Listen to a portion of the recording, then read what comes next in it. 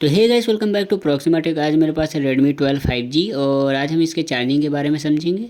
तो ये हमारा चार्जिंग कनेक्टर, तो ये जो रेड वाली लाइन है ये है हमारी USB B बस, और यानी ये हमारी पॉजिटिव की लाइन है, और ये हमारी है ग्राउंड की लाइन। तो ये दोनों साइड होती है क्योंकि हम USB जो टाइप C है उसको दोनों तरफ से लगा सकते हैं, लेकिन हमारी चार्जिंग चलेगी।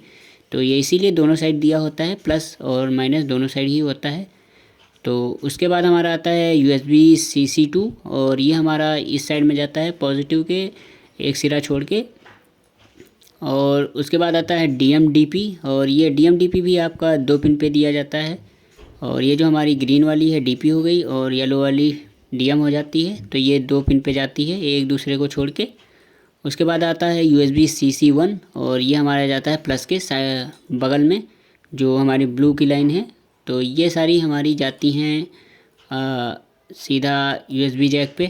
तो ये हमारी USB B बस की लाइन है, और ये हमारी पॉजिटिव की लाइन। पॉजिटिव की लाइन आप पता कर सकते हैं क्योंकि यहाँ पे थोड़ा सा निशान बना रहता है, यानी ब्लॉक टाइप का बना रहता है, जिससे आपको पता चल जाएगा कि प्लस किधर है।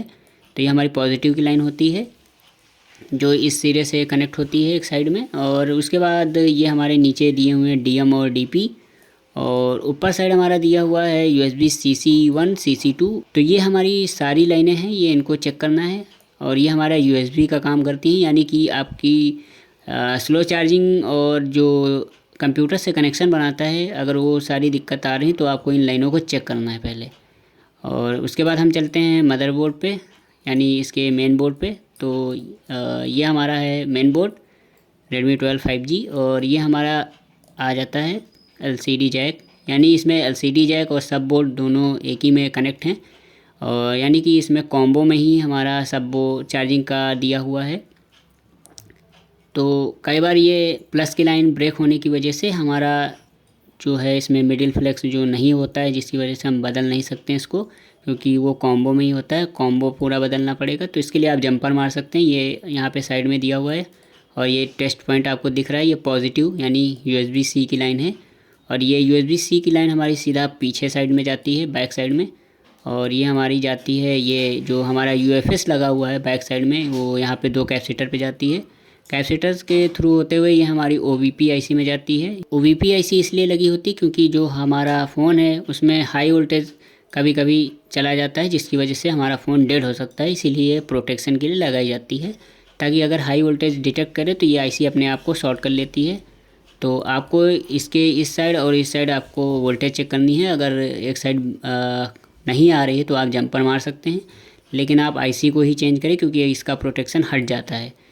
तो ये आप लाइन चेक कर सकते हैं, आपको दोनों साइड 5 वोल्ट मिलना चाहिए, और ये मैक्सिमम 5 वोल्ट मिलेगी आपको इस पर।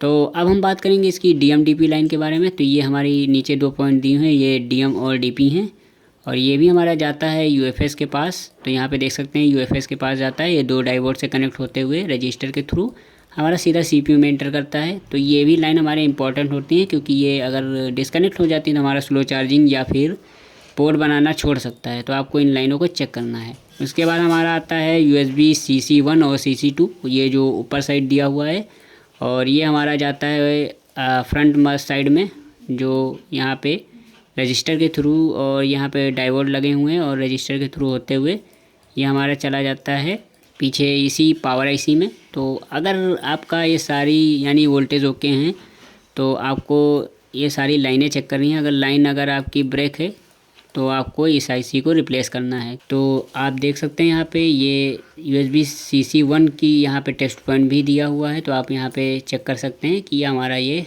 वो जो भी लाइन है वो ओके है या नहीं।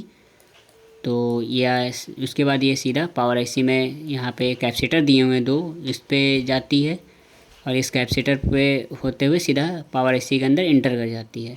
और इस पावर IC से एक लाइन निकलती है USB PHY PS, और ये हमारी यहाँ पे होते हुए UFS के नीचे पॉइंट दिया हुआ है, वो CPU में इंटर कर जाती है।